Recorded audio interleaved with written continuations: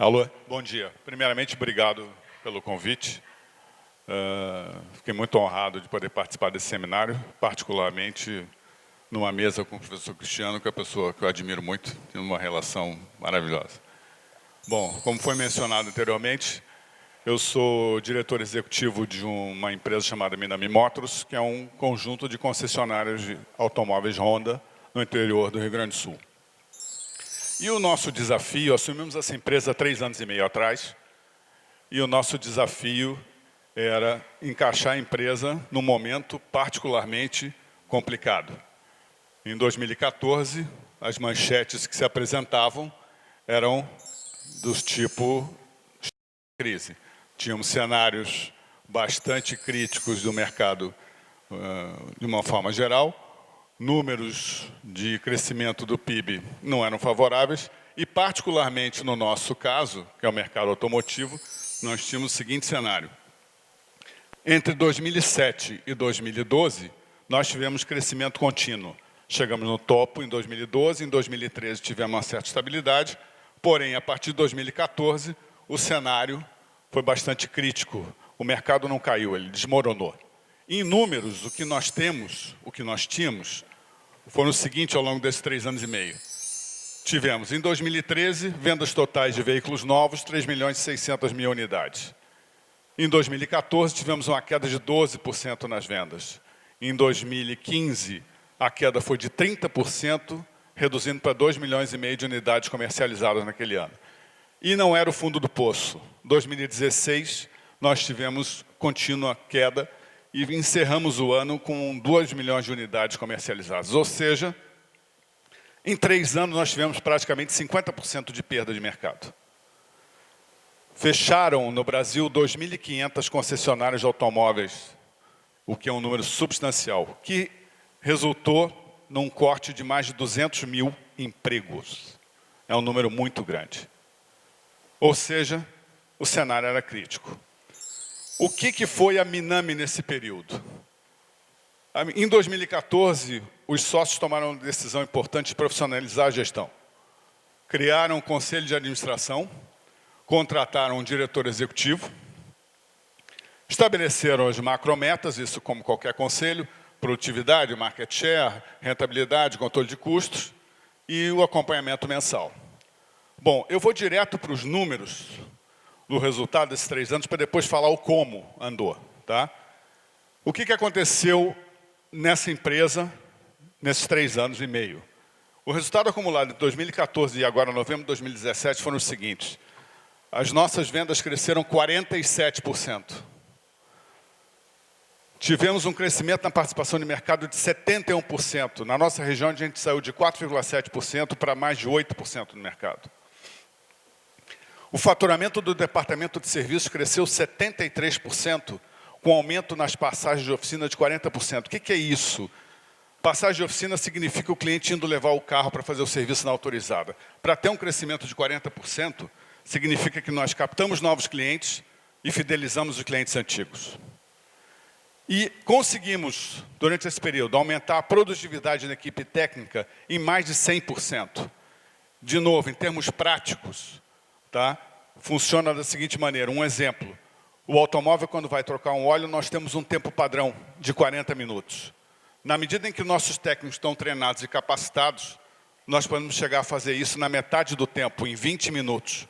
Que significa que o mesmo técnico pode fazer 2 trocas de óleo no tempo padrão de 1. Resultado, e ainda mais importante, é que isto aconteceu com um aumento no índice de satisfação dos clientes. Nós saímos de 85% dos clientes totalmente satisfeitos para 97% dos clientes totalmente satisfeitos. Ou seja, de nada adianta aumentar o faturamento, aumentar a passagem de fidelização de clientes se você não tiver a satisfação deles. Resultado disso, o faturamento da companhia cresceu 94% em 3 anos.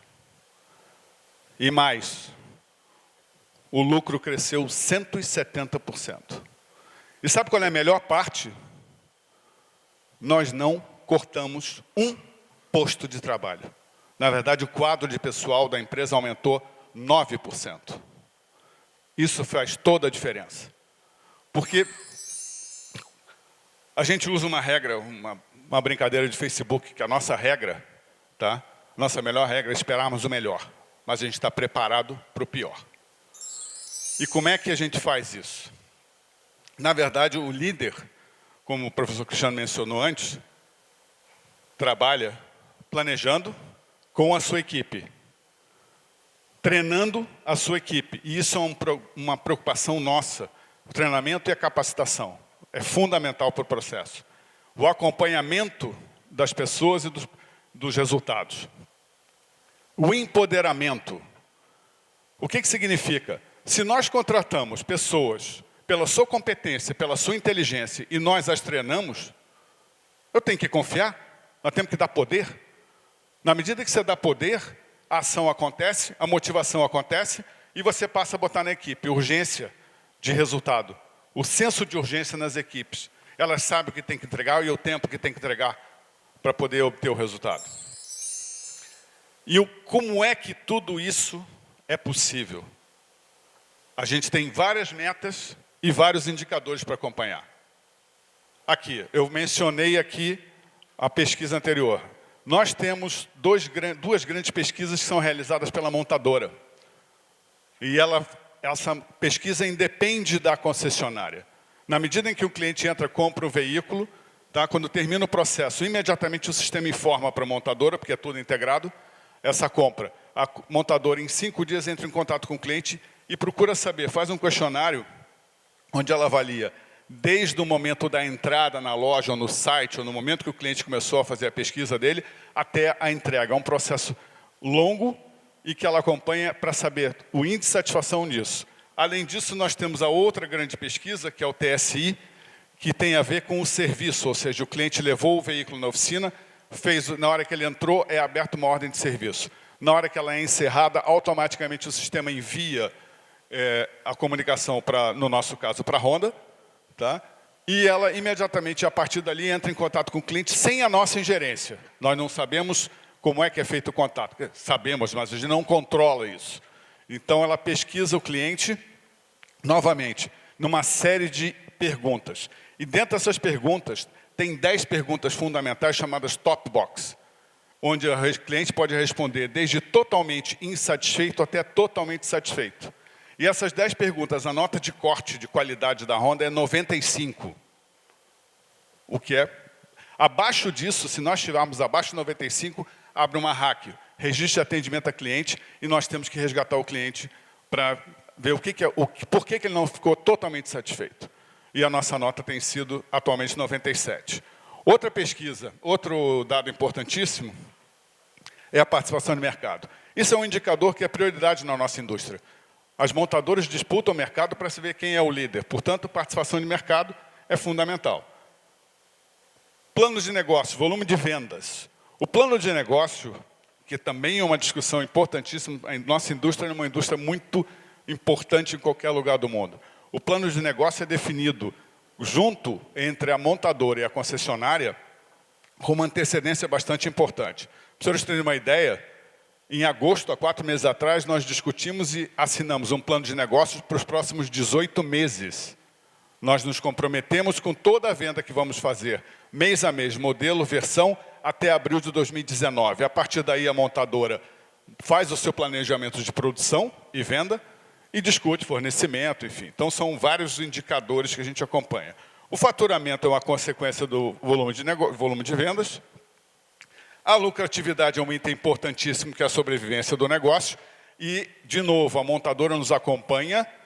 Por quê? Porque, de fato, nós representamos ela na ponta. E, para ela, ela precisa que sejam empresas que sejam com uma boa saúde financeira, sob pena de você não perenizar a marca e não estar presente junto ao consumidor. E a produtividade, que eu mencionei anteriormente, que faz toda a diferença para você ter melhor resultado. Bom, agora, como é que isso ocorre? E daí a importância de tudo que eu vi aqui, inclusive eu vi antes o comandante da AMAN. Nós estamos falando de pessoas. A empresa é composta por pessoas para atender pessoas. Esse é o grande diferencial. Então, o nosso desafio como gestor é ser capaz de provocar os liderados e obter todo o seu potencial, transformando cada um deles num profissional de alta performance. Dessa forma, a gente consegue montar equipes de alta performance, que também exigem uma avaliação permanente por parte do gestor de cada um desses profissionais. E, muito importante, olhá-los não como custos a serem cortados, mas qual é a sua capacidade de entrega de resultado. Essa faz toda a diferença. Isto aqui, para a gente, é fundamental. Capacidade de entrega de resultado. Então, sai o que o professor Cristiano acabou de mencionar, sai o fazer pelo medo e entra o fazer para conquistar. Essa é a grande diferença, tá, do nosso processo. Porque, também como mencionou o professor aqui, não adianta mandar, mesmo que com educação. Quantos de nós já desobedeceu ordens, né? Então, o que nós temos na nossa empresa é o reconhecimento pelo trabalho realizado e a consequente motivação por fazer parte das conquistas. Todos os meses a gente comemora cada uma das conquistas com toda a equipe, porque eles têm o prazer de fazer a conquista. E aí, vamos para a parte do profissional. O profissional ganhando bem, o time ganha bem, o resultado da empresa aparece e o capital do investidor é remunerado. Porque nós estamos falando de negócio, mas sem a gente considerar que o profissional está ganhando bem, não vai acontecer o resultado. Então tem que haver o envolvimento de todos. O que nós temos? Nós, no nosso caso, a remuneração do profissional é resultado direto da sua competência e do trabalho em equipe.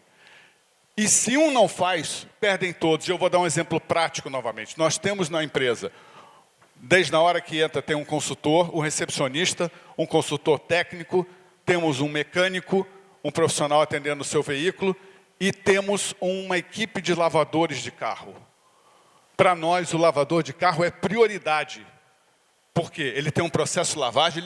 Ele tem um tempo que ele tem que fazer aquela lavagem? Sim. E tem uma agenda com horário de compromisso para a hora que nós vamos entregar o veículo do cliente. Se o lavador não lavar no tempo, fica atrasado. E sabe o que é pior? Se a lavagem não for bem feita, o cliente, na hora que é pesquisado, é muito comum a gente ouvir a seguinte frase: acho que não mexeram no meu carro, nem lavaram. Uma coisa não tem nada a ver com a outra, são profissionais diferentes, mas, no entanto, essa é a importância aqui do se um não faz, perdem todos. Porque se ele não fizer bem feito o trabalho dele, todo o resto está jogado fora. Portanto, todos são prioridade no processo, todos, sem exceção. E aí volta ao investidor. A remuneração do investidor é derivada direta do resultado de cada indivíduo, de cada time. Ou seja, o líder ou o gestor é obrigado a gerenciar um monte de variáveis. E aí a gente olha a natureza da liderança, tem o modelo simbólico, institucional, eu conheço entre o que fala e o que representa. Natureza gerencial do intraempreendedor, a gente procura dar a oportunidade de todos de provocar novas situações para melhorar o resultado da companhia. Natureza humana, saber ouvir e compreender para desativar eventuais bloqueios e despertar as potencialidades de cada um. E aí vem a diferença entre gerente e líder. O gerente sabe, esclarece a exigência do papel, entendeu? Da tarefa de cada um. E o líder inspira a transcender os interesses individuais para o bem da organização. E aí o que a gente procura fazer lá, quando a gente tem competições, lógico que temos, mas nós nivelamos por cima. A nossa competição não é ser um primeiro, é atingir os objetivos e aí todos são premiados. Dessa forma, a gente consegue criar uma tensão criativa. A gente consegue promover dessa maneira o alinhamento de todos, tá? De forma que a gente consegue obter os resultados. Mas é muito importante lembrar que nós estamos falando de pessoas. Então, nós temos que manter o canal de comunicação aberto o tempo inteiro, porque nós temos modelos mentais.